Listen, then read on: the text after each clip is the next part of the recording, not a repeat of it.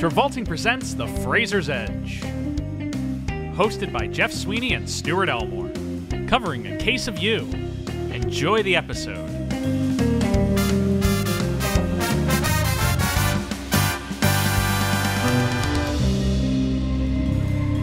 So Stuart, Hi, Jeff. In the past week or two, I've gotten really into Red Bull. And I was thinking you and I could go to an escape room, and I'll bring some Red Bull. You're giving out so much information about me on public air, Jeff. And we're going to watch a love song for Bobby Long. Oh, my God. I was thinking, these are things that I really enjoy. How do you feel about that? Well, Jeff, it's funny you should say that because, I really want us to go down to the pub and have some Guinness. Mm-hmm. And then maybe afterwards watch American Graffiti. It's almost like you learned some things about me. Yeah. And you know where I learned all these things? Where? From the world's most amazingly accurate and romantic brings us all together app of all time. The Facebook.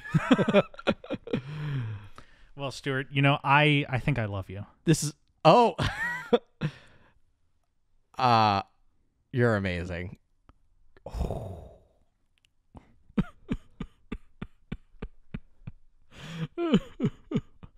I don't know where else to take this joke from here. I think we kind of Jeff, this intro was I understood. So sweaty. It's the most sweatiest intro I have ever done with you, bro. What was that? Like we didn't have like a punchline to it. You know what else is sweaty? The 2013 motion picture A Case of You. This movie is why do you call it sweaty though? I don't really. Well, I was sweating because this is maybe the most stressful fucking movie I've ever seen. I'm interested to get into that. About a man who really digs his hole, and it is miraculous he's able to climb out of it. Oh, and I have a few thoughts on his like whole redemption arc bullshit. Jeff, are you aware that the only reason Justin Long comes back at the end and like says all the things he does is because the audience of his book wouldn't like him? Yeah, because Vince Vaughn tells him that he's unlikable as a protagonist. Yeah. Which I kind of think is like somewhat of an audacious move for a movie. I think that's kind of cool. But it's the idea that like none of the things he says at the end is from like a general place of heart. Yeah, he has to be told by Vince Vaughn.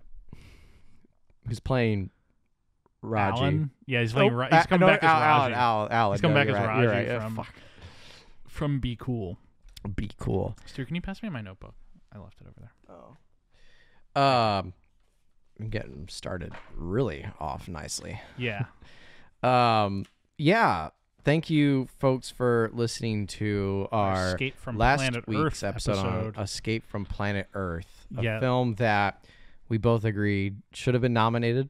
Yeah, for Best Picture. Best Picture, not Best just Director. Best Director. Cinematography, honestly. Best Actor. Yeah, I would have given Rob I was so overwhelmed by emotions in that movie. I can't remember what his last I love name how was. you ejected Rob Corddry. Rob Corddry. He should have been nominated for Best Actor. We talked about that last week. Yeah, we did. There's no need to relitigate a masterpiece of American cinema. Yeah, right. But this week we're talking about the 2013 Cat Coiro motion picture, A Case of You, starring Justin Long. The Walrus. Yes, he is the Walrus. He's still the Walrus.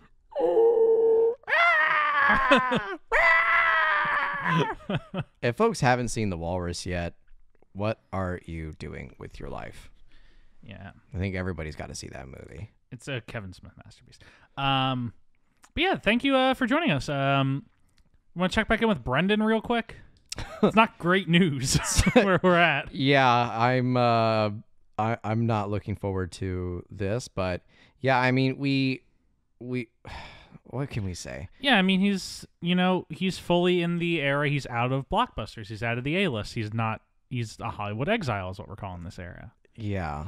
His roles are consisting of like lead roles in low budget action movies. When you go from The Mummy, Tomb of the Dragon Emperor and all the other movies that come in between to, and I'll include Extraordinary Measures kinda, but not even then. But to like Furry Vengeance. Whole lot of soul. A Whole Lot of Soul. Have you guys heard of that movie? No, I bet you haven't. Escape from Planet Earth. And what studio? What did we talk about again? What studio made that movie again? The Weinstein Company. It's the reason Harvey was arrested. I don't think it was the reason that we talked about what. And then A Case of You. Like, it's funny how stepping stone it's getting. Yeah. Because, like, as we talk, like, Furry Vengeance is, like, an atrocious, like, animal movie. Yeah, like animal comedy. And then Whole Lot of Soul, nobody's heard about it. Yeah. And he plays a role in it.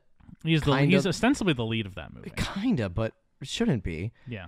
And then Escape from Planet Earth, a non-existent masterpiece. Academy Award winning animated film, in which he plays the dumb heroic alien. Yes. And then this movie, A Case of You, where I think I texted you this last night, Jeff, when I was watching this, but like, imagine Brendan Fraser to get in the mindset for this role, slept on the streets of New York for 2 weeks, and then got up, reported to set, got his lines for the day, tossed them aside, and just riffed, just improvised. And I think he's kind of good in this movie. I'm going to say it now for his one scene. But it's like, this is the type of movie that, you know, you don't really segue into this kind of movie from the career that he had. Like, this movie's coming out of the, like, you know, mid 2010s, like, digital video mumblecore revolution, where you have like your directors like your Kat Coiros and your Lynn Sheltons and your Leslie Headlands and the Duplass brothers and whatnot. God, I'm proud of you for memorizing all those like names. That was really you good. Like that? Yeah. They're all like, you know, around 2007, 2008 is when even the Safdie brothers kind of come up through this. Just kind of this like low budget New York City parasocial relationship movies. Yeah. Movies about just people in Brooklyn in a relationship, made for no money. Yeah. And, you know, you'll get some, you know, well-known character actors to pop into your movie. You'll maybe have a somewhat big rom-com actor kind of slum it with you for a little bit in the lead. But this isn't the type of movie that, you know, a blockbuster leading man pops into for one scene, typically. Yeah. Brendan appearing this is really a mark of where he's at in his career, that I don't want to say he has to do something like this, because I'm sure he enjoyed doing this, and this is like kind of a respectable crew to be around. Yeah. But it's like, this is not the type of movie that he should be in. If he's going to play a small role in a rom-com, where he was at with his career, it should be like a big budget rom-com. Right. If you think about him in his big career, like he's been popping into like some God, what's her name? Who's in Knocked Up? We're gonna have to talk about her on the show one day. No. Katherine Heigl. Oh yeah. Like, he should be popping like your Katherine Heigl rom-coms, or your, you know what I mean. Kinda. But like those are the Hollywood rom-coms. This is your decidedly not Hollywood. Yeah. This is low budget indie rom-com. Yes. Yeah. And so where he's at, where it's like he's doing low budget action movies as the lead, and, you know, independent animated movies. Yep. Where he can be in them. And then he'll occasionally just, like, you know, cameo in something like this, which I'm sure is like, this is probably the most fulfilling type of thing he can find at this point in his career. Well, and to tag on to that, I feel like Fraser's also like, he's taking what he's getting, and he's not getting a lot. Because what else did he do in 2013? Like, Hairbrained. Yeah, Hairbrained. There's the one, Pawn Shop Chronicles, Breakout, Gimme Shelter. Yeah, and so all these are non-existent films. The vibe I really get out of this is like, this is probably, because, you know, he is a real actor, and that's important to remember. And I'm sure getting to be in a movie like this, that regardless of what we're going to say about this movie, yeah, it's like made by real people. Mm-hmm. Like, there's directorial, authorial intent in this movie. Yeah. You know, real artists are working on it. And I'm sure that's appealing to him to get to work on this. Sure. Yeah. And so this is probably the more passionate kind of stuff he's doing at this time, as opposed to your Hairbrains and your Pawn Shop Chronicles and your Breakouts. But it's all in the same year. Like, it's very much so like he's taking what he can get. Oh, yeah, he's taking what he can get, and I'm sure this is like the one he's excited about, in a sense. Yeah, probably. which is just sad to see this guy here. We've said it in every episode recently, but yeah, it's been very depressing. Yeah, I know you liked him in this role. I do. I didn't really have an opinion on it. This is like kind of my favorite type of character actor appearance in a movie is like New York City set scumbum cameo appearance. Yeah. Like where he just shows up for one scene, gives a little New York parody, and then he's gone. Right, but it's not even in like the consistent tone that his character is like built up to be. Because his character is built up to be this like free living, like he travels the world and does all these humanitarian things. I literally, when he showed up, I thought, oh, he's like a bum on the street. Yeah, he's basically playing like a hipster, Brooklyn hipster. Yeah. And he really doesn't get much to do in this movie, but he's clearly having fun, which is different than we've kind of gotten with a lot of these movies recently. He's having a good time. Yeah. And I'm happy for him that he got to have fun. Yeah. Do you have a Justin Long corner prepped and ready for this? I have no. I don't mean to, but I mean, there's nothing much to say. But it's more to say Justin Long co-wrote this movie. Oh, fascinating. So this movie, A Case of You, is directed by Kat Coiro, she was a rom-com director at this time. She did the movie, actually that came out recently, so I'm not going to say that. She kind of did independent rom-coms like this, movie called Life Happens, and a movie called While We Were Here. This is 1 year before he's going to do Tusk. I just thought about that. These are movies with like your Kate Bosworths and Kristen Ritters. They're all like kind of independent romantic comedies. Then she makes a hard segue into television. Very successful television director for several years. Directs episodes of Brooklyn Nine-Nine, It's Always Sunny, Shameless, Modern Family.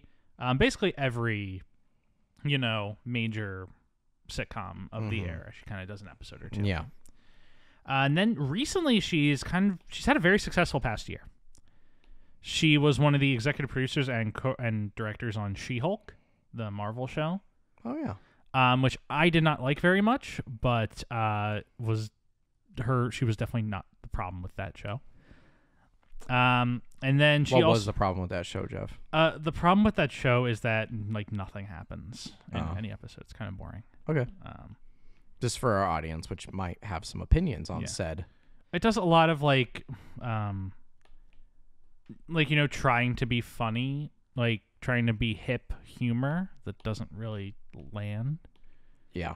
But Tatiana Maslany is great in it. She also directed the movie Marry Me with Owen Wilson and J-Lo last year. The big J-Lo movie last year that I kept seeing trailers for and then never saw. Oh. She's had a bit of a comeback, but this is her humble beginnings, is movies like this. This movie's co-written by Justin Long, who stars in it. Yeah. I'm not going to do a Justin Long corner because there's not enough time in the world. No. But I will say I like Justin Long. Did you see Barbarian? Yes. Justin Long in Barbarian. He's great. He's so good. He's awesome in Barbarian. Yeah. I think it's funny that Justin Long kind of became a scream king by just getting murdered in a lot of horror movies. Yeah. But I think he's funny. He's good in the stuff I've seen him in. Yeah. I don't know why Hollywood is so mean to Justin Long. Yeah, people have. He's not the best actor, but he's fine. He's great in Barbarian, and that kind of forgives most sins. IMO.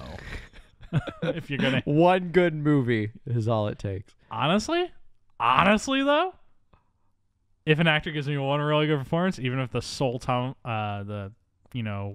the total of the rest of their career is shit, you know what? I'll take it. Yeah, we've done podcasts on that. On people like that. That's called John Travolta, Jeff. That's just fantastic. But no, just long help co-write this movie. I couldn't really find why he co-wrote this movie. I didn't really look. Is he an executive producer, maybe? Well, I'm just curious. I'm looking up. I only asked because for something this small budget, I would assume Justin Long would be an executive producer on, I don't know, just for pay help. Okay, I'm reading where he got the idea for this movie from. So apparently, he was going through a breakup, as were the other co-writers of this movie. No. And so they basically kind of wrote this over the course of several months, just getting over their breakups. What? Nothing. Oh. He is a producer on the movie. Yeah. He was a producer and a writer. So it basically seems like he wrote this with his brother and another friend while getting over a breakup and kind of like the mistakes that they felt they made. And it's so sad. And then they realized, well, maybe we actually have a movie here instead of just like a script we're writing for fun. And so they eventually put it, through the ringer, and it gets made. Can I say though that the entire premise of this movie is a How I Met Your Mother episode? Essentially, yes. Yeah, that came out before this. I mean, I read some of the critic reviews, and it goes to show the same. Like, it's got charm. Yeah, it's got charm. This movie's fine, but it's not original. But I don't think people are watching this movie for originality. Yeah. I'm reading Long's an interview with Long right now, and he basically says there were a few versions of the script where we would get notes from the studio, like you need a clear conflict, you need to introduce an ex-boyfriend or competition. And he says every time we did that, it felt like it started veering into the rom-com territory that felt hokey and false. So he settled on the conflict being within himself. He gets in his own way. He's his own obstacle. And that's something I think is relatable. And that's something they hadn't seen too much of before. And I find that kind of interesting because, coming out of this scene in 2010-ish, movies like this. Yes.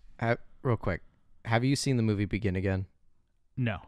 Came out the exact same year, directed by one of my favorite directors, John Carney. Yeah. It's essentially it's not the same movie, but it's the same like indie rom-com. It fits into the same mold. Kind of fits in the same mold. The indie rom-com. But it's good. Mm-hmm. And other than the fact that they have good actors in it, they got Mark Ruffalo and Keira Knightley. Ruffalo. This has Evan Rachel Wood and Justin Long. Yeah. But I think the thing that does interest me about, his conception of this movie, reading that, is that they did try and make a movie, like, rather than make just a movie about guy meets girl, guy falls in love with a girl, guy loses girl, guy has to win girl back. I like that they made the thing he loses her to is himself. Like, it's his own inability to be honest with himself that's preventing him from being honest with her. But, Jeff, where my thought was going to with this whole, like, he's looking at her Facebook to see all the things he likes, and then he's that's the molding problem her. With this movie. Well, he's molding her personality around it. You know what I was, like, guessing this movie was going to go to? But which it kind of did, but it didn't. Was if he were to reveal it, she'd be like, I know. I thought it was very sweet of you. Yeah. Because when you think about it, like he's blaming himself. He's doing a bad thing by taking a girl's interest into accountability of their relationship. Yeah. Oh my God. So have you ever seen You've Got Mail? No. Tom Hanks and Meg Ryan? No. It's another rom-com that has a very slippery slope, like conceit to it. Essentially, spoilers for You've Got Mail if you haven't seen You've Got Mail in like the 25 years since it came out. Essentially, it's about emails, and Meg Ryan is like emailing with like her mystery lover, who is like just telling her all the things she wants to hear and who she's really loving, and it's Tom Hanks, who in real life is like an asshole businessman. Mm-hmm. But in the emails, he's able to be charming and sweet to her and whatnot. Right. And he becomes aware about halfway through the movie that it's her he's emailing. Okay. Instead of just some random girl. Yeah. And they're competing because he's trying to demolish her bookstore that she works at. And he does succeed at it. Oh. And the whole time, like, he's kind of faced with the dilemma of, like, whether he tells her or whether he keeps this romance alive through email, even though he knows he can't do it in person. And he kind of, like, spends the entire second half of the movie gaslighting her. But then the big reveal at the end is he tells her that they're going to meet somewhere, and then he comes around the corner and she realizes she loved him all along, no matter what. Great movie. It's actually a phenomenal movie with maybe like the slipperiest slope conceit to it that only works because the two of them are so charming and the movie is so charming that you kind of like push aside that gotta like forget about it a little bit. Yeah, you kind of like, this is a little fucked up, but I am so overcome with emotion that I don't care. This movie cannot cross that hurdle.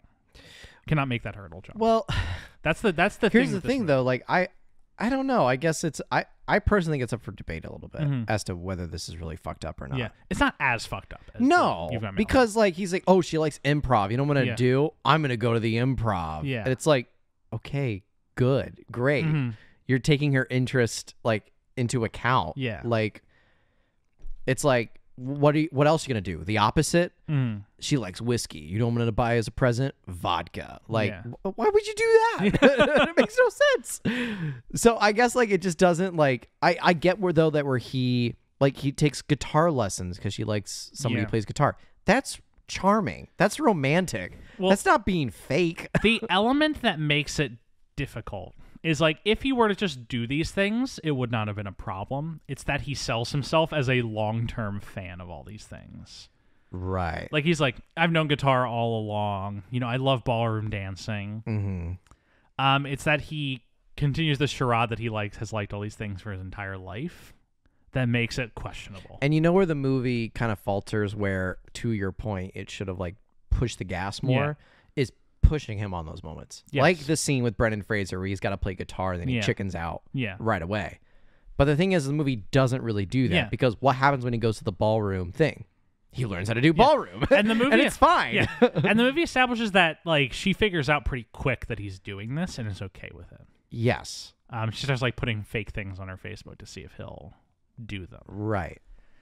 And that there is like, the movie never fully crosses the hurdle of making like this so you romantic. did something bad and have something to atone for or whatever. Yeah, he never, it never goes one way or the other. It's never so bad that he fully has to atone for it. Yeah. Nor does it ever go like, it's so romantic, I don't care that he's doing this. Right, that he's not a good guy or whatever. Yeah. Or he's a hack writer. Yeah. It would have been more interesting if she had found his script. Yes. About writing the whole thing down. Yeah. Then that's at least something. Yeah. This movie needs just like one extra element of juice. Right. Which it has it in the movie. Yeah. It has the script. Has to be like, she finds out that he's writing their romance as a book. Yeah. And is upset with him about it. Or it has to be that he really gets in so deep with the lies. Yeah. That it bites him in the ass. The Big Sick did this beautifully. Yeah, Big Sick's a great movie. It's fucking great. It's my favorite rom-com of all time. Got Holly Hunter in it. What? Got Holly Hunter in it. Holly Hunter? Yeah, Holly Hunter. Ray Romano. Yeah, it's me. Her dad, Zoe Kazan's dad. Me, Ray Romano. Fucking you ever watch Everybody Loves Raymond? But like, that's a perfect example of like, get a load of this guy. Like a start of a good relationship, and then she finds the photos of all the women. Yeah. Now, obviously, it's like, Kumail doesn't think he's doing anything wrong because it's like, yeah, these are all dates I had to go on because my parents still believe in arranged marriage. Yeah. But she's like, then why do you keep them? Like it fits it into the mold of like, you can understand why one person would be upset, but you can also understand why the other person would be defensive. Mm-hmm. There is none of that. There's none of that like pull, that tension in this movie whatsoever. And that's the weird thing is I still found myself getting really stressed towards the end of the movie. Yeah. Like, just because, but then it never pays off my stress. I'm going to watch Begin again, just after this conversation. Here's the thing, like, I was getting so stressed, like, that it was about to be unveiled. Like, everything was going to fall apart.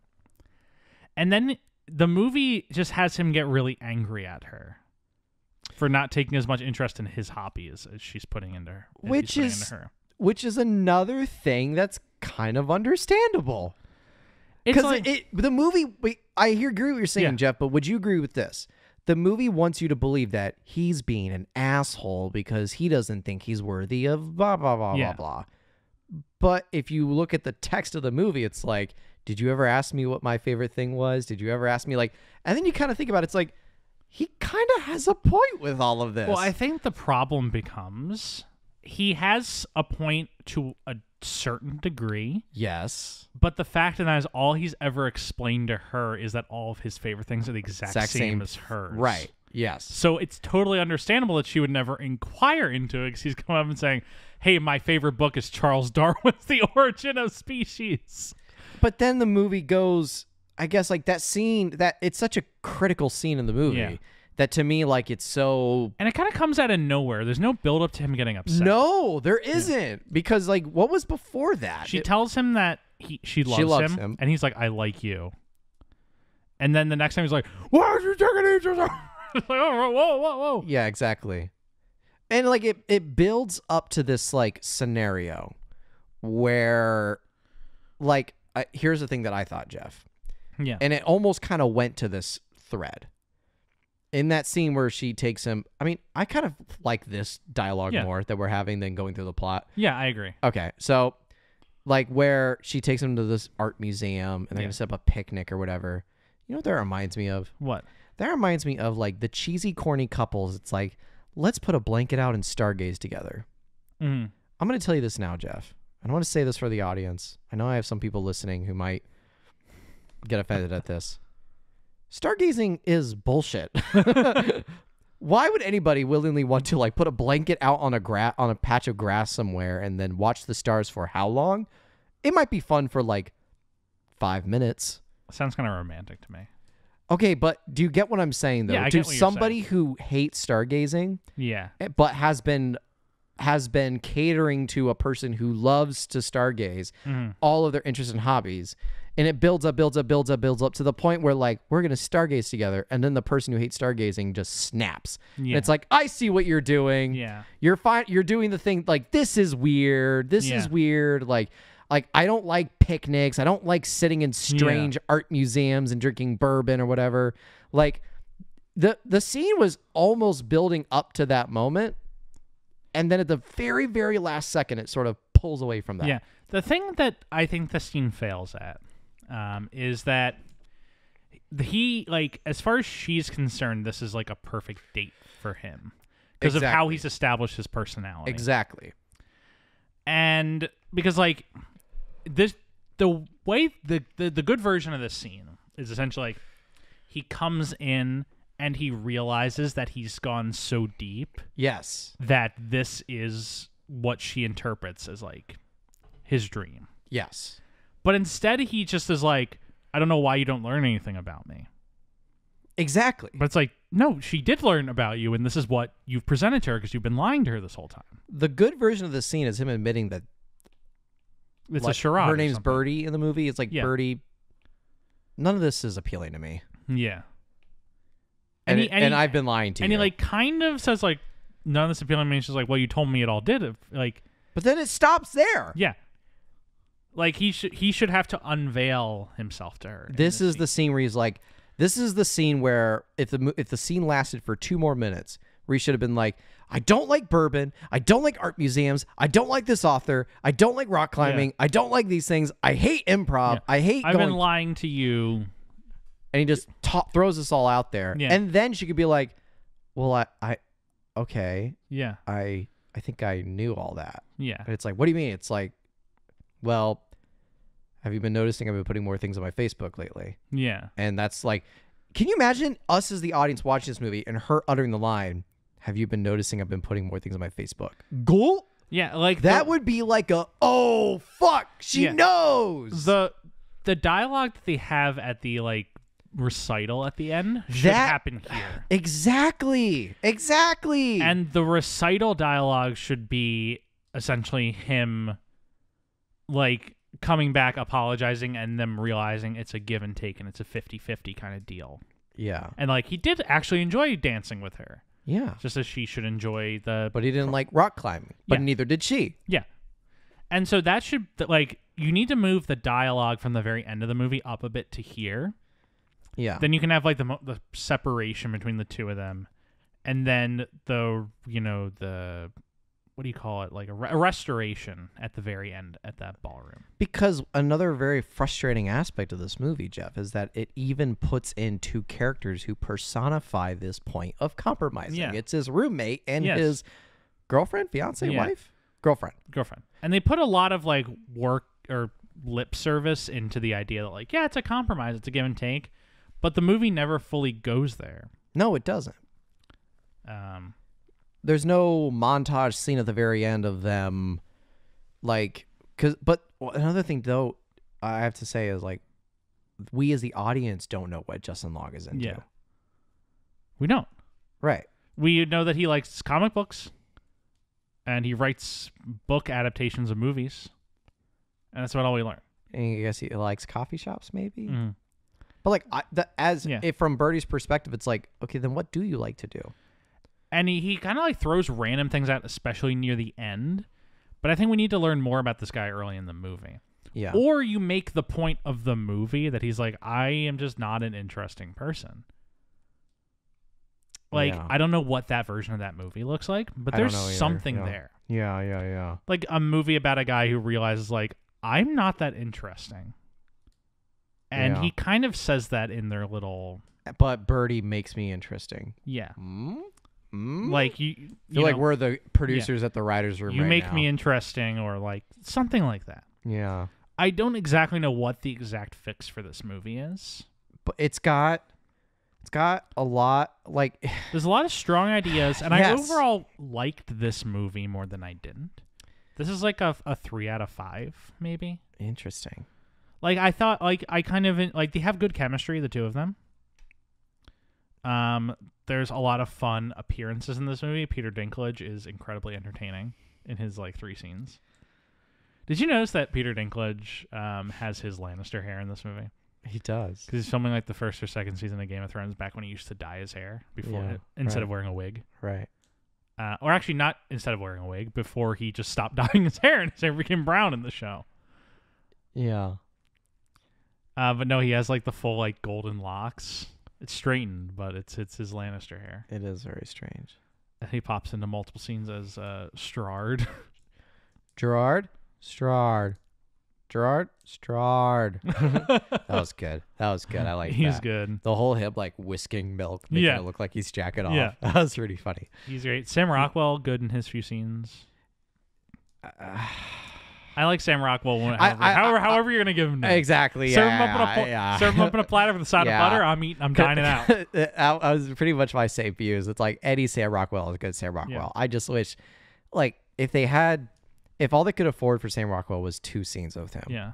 Well, 2.5, because there's one montage where he goes back with the guitar lesson, but it's a guitar lesson scene, and then it's the him getting stoned scene. Yeah. I think you got to do more with him getting stoned scene, because I thought he gets close to, like, revealing the house of cards, and that's where I thought it was going, which is like he's sitting in this, like, meditation tent high on marijuana, which it's so funny to think, like, marijuana back then, just 10 years ago, was like, you don't smoke weed, and then he freaks out as a panic. He's like, I shouldn't have smoked weed or whatever. Just interesting new dichotomies of weed attitude back then. But yeah, Sam Rockwell just eyes closed in the meditation tent, and it's like zooming in on his face, and what's he saying? He's like saying something like some mantra, and I could have swore I thought the movie was gonna do this, but it never did. But I thought he was gonna, like, open his eyes, see something, and then a reverse shot of him seeing Justin Long and being like, hey, is this the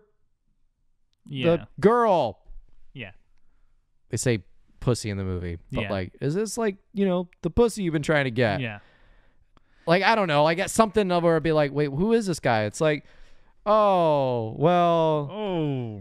Ow. I've taught him the main 3. What? The 3 chords. It's like, oh, is this your guitar teacher? He's like, yeah.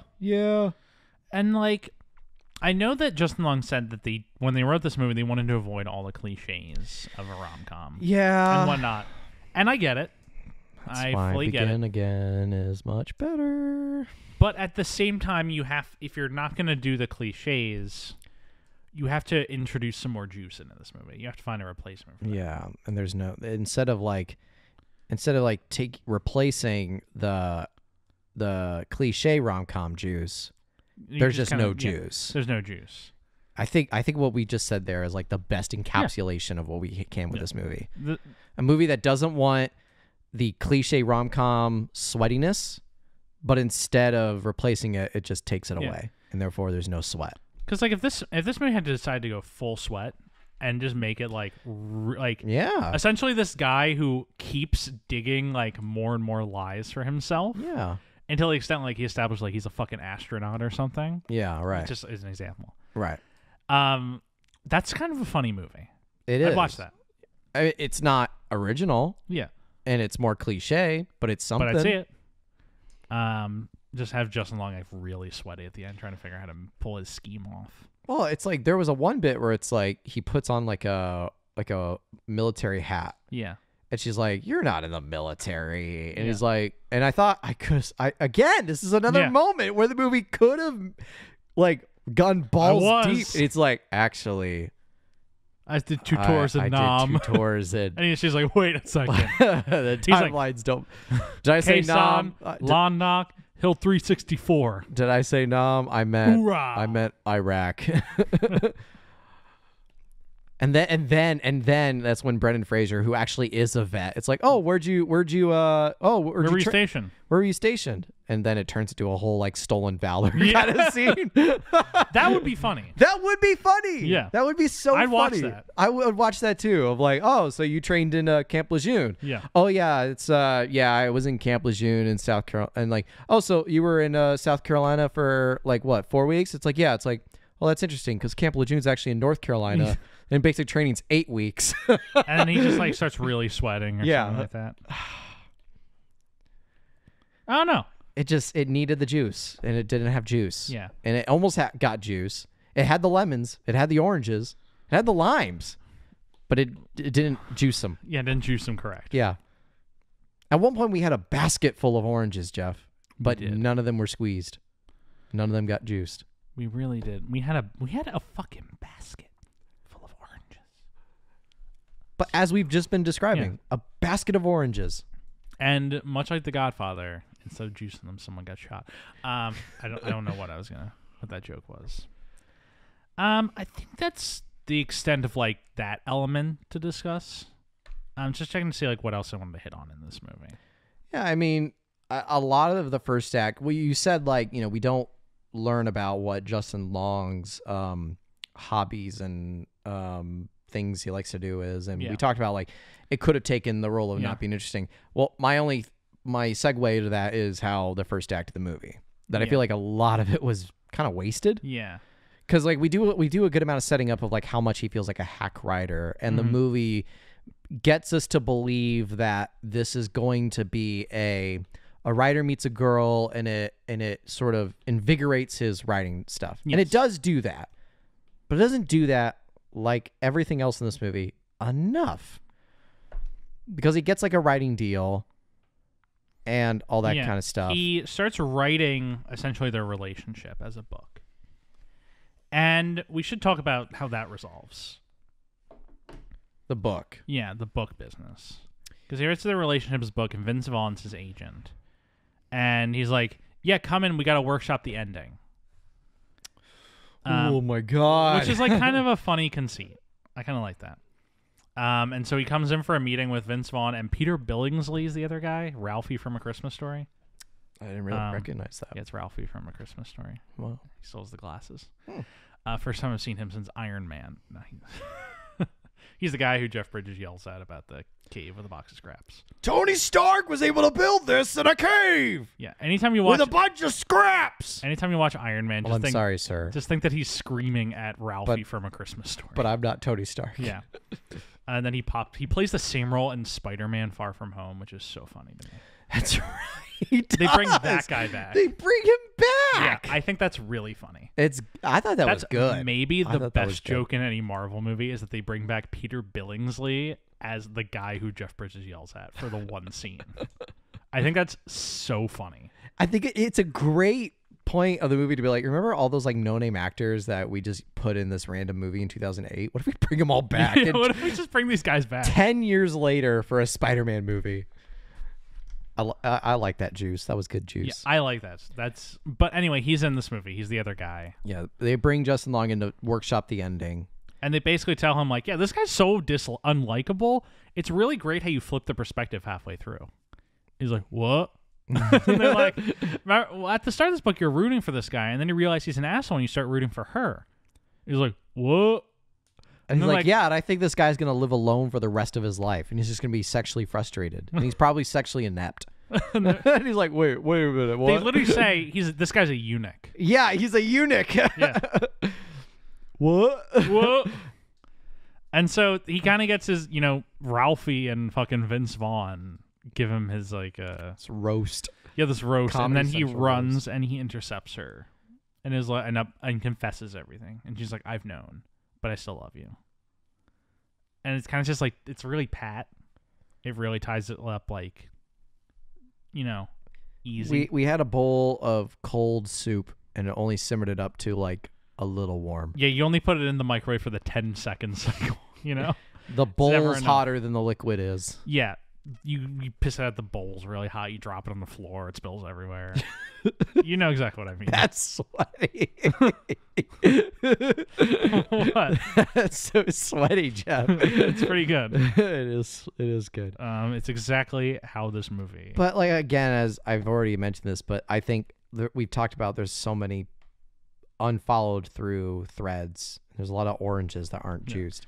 But this is my biggest beef with the movie is that he doesn't come to this conclusion until his manlyhood is ridiculed. Yeah. Yeah, they're like, yeah, you're a eunuch. And then he's like, I gotta go tell this girl I love her. Like, wait a minute, what?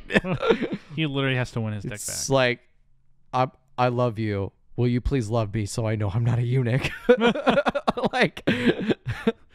I mean, we know he's not a eunuch. What if he ran into the ballroom and he just screams, I'm not a eunuch? And the thing is, we know he's not a eunuch because there's the one part where they're lying in a tent. Yeah, and they have sex. Yeah, and they have sex. And she says, oh, this feels like that root that you've been talking about. It's been poking you. Did you hear that? Yeah. I was like, ooh spicy. Spicy. Ooh, take me out to dinner first. Well, he did take her out to dinner. He did first. take her out to dinner, to be fair. Which she was a no-show for. Why? Because her ex-boyfriend... Yeah, went into the hospital. I mean, listen. I know everybody's got a different relationship with their ex. Like, some people break up amicably, and they find out that they're better friends than romantic partners. And that makes perfect sense. But another orange that we get presented into our basket that doesn't get juiced is just how a little bit awkwardly close they are to each other. Yeah. Because the first time we see Brendan Fraser, he walked to the bar and he kisses her on the cheek and he's like very lovey-dovey with her. Mm-hmm. But like all the other oranges in this movie, that also doesn't get juiced because we never see Brendan Fraser again after that scene. Yes. And, they very textually said they did not want to do that. I think it's a very, it feels very New York that, you're just best friends with your ex. There's 8 million people in that city. You try it out for a bit, doesn't work, you remain friends. Yeah. That feels very, authentic to this genre of movie. Yeah. And to this, community. Right.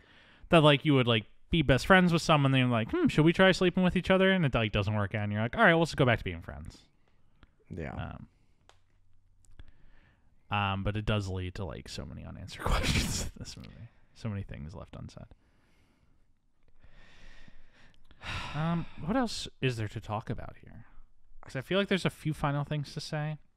Oh, I do want to point out that he is signing books at the beginning at a comic book store. And I don't know if you looked at the sign outside, but it said fresh French Sicilian bread. And then in small font, and comic books. That's good. I think that's good. That's good. It's like a bread store, but also that also feels very New York. That feels very New York. Yeah, we have that in Chicago where it's like, come to this coffee shop that also has snakes. Yeah. No, poisonous snakes on display. It's like, oh yeah, it's like in this little tiny nook here in Wicker, and you can't really find it if you're not looking for it. But once you do find it, you can only go on Mondays, Tuesdays, and Fridays from 10 a.m. to 3 p.m. or some bullshit. Raji is the store owner. He's the only guy who works there. It's actually Vince Vaughn as Raji, and you're like, wait a second. But that totally would exist in New York. It fucking would. Yeah. So that feels authentic. Yeah. At one point, Sam Rockwell does say, "Are you effing fucking with me?" And I think that's good. Yeah. Are you effing fucking with me? Oh, there's one character I really want to talk about. Yeah. Raymond. His roommate? No, Raymond is the old guy. at the ballroom dancing. Oh, Raymond. Who gets cucked so hard. He does. Essentially, like, she goes to these ballroom dancing classes. And it's like her and a bunch of old people, which I always think that those things are very sweet. Yeah. That old people, like, they still go out and they ball dance. That was a funny scene where Justin Long did show up in like threads. Yeah. But like her partner, because she's the only young person there, is like this really old dude named Raymond. And I choose to believe that Raymond's wife has recently died, and like this is like his only avenue to get her. She looks a lot like Birdie. Yeah. Oh no. And he seems happy when he's dancing with her, like really happy. It might be because he's a horny old like fucking toad or some shit. I mean, yeah. Probably. You can either choose he's a horny toad or that his wife has recently died, and this is his only avenue of getting her back. Oh my god. It's one of the two.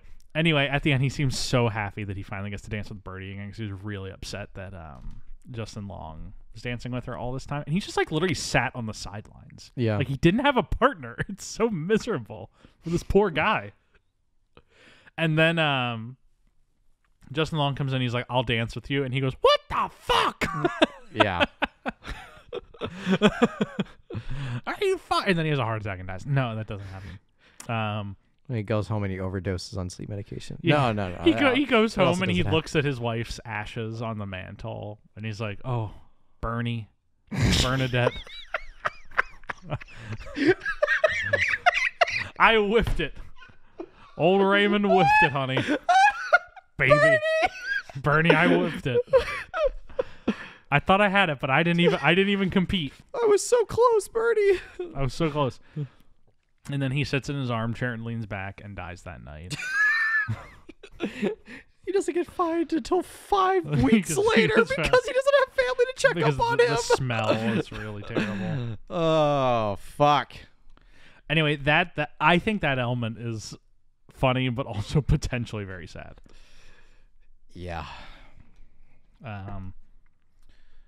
That's all I want to say about that guy. Mm-hmm. Bada bing, bada boom. I mean, what else do you have? I think let's quickly talk about Fraser a little bit because we only kind of cursory said his thing. Yeah, I mean, he off-screen gets introduced as the ex-boyfriend. Yeah, and then she's taking to the hospital. That's why she's in the ER and why she misses their first date together. Yes. And Justin Long at first like, that is really nice of you. Yes. I really like the transition into that montage of him learning all her hobbies where he's at the guitar lesson. Mm-hmm. And Sam Rockwell starts playing the "Would You?" and he starts playing on his guitar, and then it transitions to the actual song for the montage. That's not even like 2010s-y. That's very early 2000s. Yeah, I think that's very good. Yeah. I like that. So Fraser shows up at this bar for like kind of an open performance night. Something like that, yeah. And he has a broken hand, hence why he was at the ER before. Yes. And Evan Rachel Wood, Birdie, is like, oh, well, it goes Justin Long. It's like, you can play, right? He plays. And he's like, oh, yeah. Oh, no. See, that was a good juicy moment. He's like, yeah, I play. Oh, wait, no. And then cut to them on stage together. But I like how Fraser plays this whole scene, that he just kind of like comes and he's like, yeah, play with me, man. Yeah. He's like channeling Airheads. Primo New York hipster, like Brooklyn, like guy who's at this point too old to be a hipster. Yeah, but that's a thing. But he's like a real person. Like one of those guys who's like just kind of like trapped in this period of time that he was like relevant in, refuses to get past it. And I think that's kind of interesting for Fraser to be playing that type of person. It's very subtextual if you're not like understanding like the context of where Fraser's at in his life, because like folks. Well, let's actually figure this out right now. How old is Justin Long and Evan Rachel Wood in 2013? God, they would be. I can find out also pretty quickly. Case of You, Justin Long, 1978, 2013. He's 35. They are 10 years older than Brendan. Brendan Fraser is 10 years older than them. An exact 10 years older than Justin Long. So, Evan Rachel Wood's also like 35-ish. So here it is. Brendan Fraser was born in 68. Justin Long was born in 78. Evan Rachel Wood was born in 87. 87? So, Fraser is 10 years older than Justin Long, and Justin Long is 9 years older than Evan Rachel Wood. So he's 19 years older than Evan Rachel Wood. So he's 19. Her ex-boyfriend. Yes. But doesn't this feel like a real person? It does. Like this guy who like was really cool in the 90s and the early 2000s, and it's just like constantly slumming for this past glory. And doesn't that feel really weirdly subtextual for Brendan? And like, I don't think that's necessarily intentional in the movie. I don't think like they wrote this role and they're like, let's get Brendan Fraser to play this gay past his prime who's trying to recap. Like, I don't think anyone was thinking that when they made this movie. Right. No. I think it just kind of worked out. It works out for the context that we know of. Because we know how old Brendan Fraser is on the age differences. Because she would be 26 in this movie. Yes. Justin Long would be 35. Fraser would be 45. Yes. 45-year-old dating a 26-year-old. In the context of the movie and the story and who their characters are, yeah, I would kind of buy that. I buy it. Yeah. They probably did. She probably didn't even know his real age until their like fifth date. Yeah. You know what I mean? It's like until it was probably like a fifth date, Jeff, where they're like fucking rock climbing or whatever. It's like, oh yeah, this is just like, when they brought the wall down on Reagan or what? Or, I don't know. They brought the wall down on Reagan? Wait a minute. Was Reagan just standing there and they brought the wall down on top of him? Shut the fuck up, man. You know what I was trying to say. I'm trying to think of like a moment. No. Are you You're making this sweatier Stuart, than it has to be. Are you Jeff. referring to Ronald Reagan saying bring down this wall? Yes. Or are you referring to the actual wall collapsing? I'm referring to Reagan saying take down this wall. Okay. What I'm trying to get at is like, what fifth date moment is there like when Fraser's like, what's your favorite Star Wars movie? And she's like, Attack the Clones. And he's like, wait, what? He's like, yeah, what's yours? And it's like, well, it would be the original Star Wars, 1977. When I saw that in the theater. When I saw it in theaters. Actually, no, he would not be. Actually, no, he would have. He would have been old enough for that. And she would be like, wait a minute. You went and saw the original Star Wars in theaters? Yeah. How old are you? Like, that's what I'm imagining being like the fifth date conversation. Also, Jeff, I have to say real quick. Yes. Have you read Justin Long's like mini biography on IMDb? No. Can I just hit me with it? Can I read the first line? Yes. Just the first line. A likable, boyish-looking actor with thick eyebrows and a friendly smile, Justin Long is a native of Connecticut. Good for him, man. That is the first line in he looks Justin like he's from Long. I will say 1978, 35 in 2013, and 45 in 2023 when Barbarian came out, or it came out a year earlier, so 44. Justin Long looking pretty good for his age. He looks good. He looks really good. Like, he's aged really well. If you haven't watched Barbarian, to the audience at home, it's a fun movie. You should watch Barbarian. It's a really good movie. It's a lot of fun. Yeah. Just like every scene is its own surprise. Every scene. I mean, just think of it this way, folks. The context of Barbarian is ignoring red flags. Yeah. That is the premise of the movie. Yes. Is when you see a red flag and you ignore it. Yes. I think we can wrap this up. Okay. Unless you had anything else to say. Nope. I think this is about as productive as we were going to be on this movie. Yeah. So this movie. One final thing about it. This movie is named after the Joni Mitchell song "A Case of You," a song that they tried to get the rights to use in the movie, and Joni Mitchell said no, so they never used it. But they kept the name. Classic. The movie comes out in 2013. It screens at Tribeca in April, and then it's a wide release in November. Mm-hmm. I cannot really find any box office for this movie. TheNumbers.com. No, god damn it.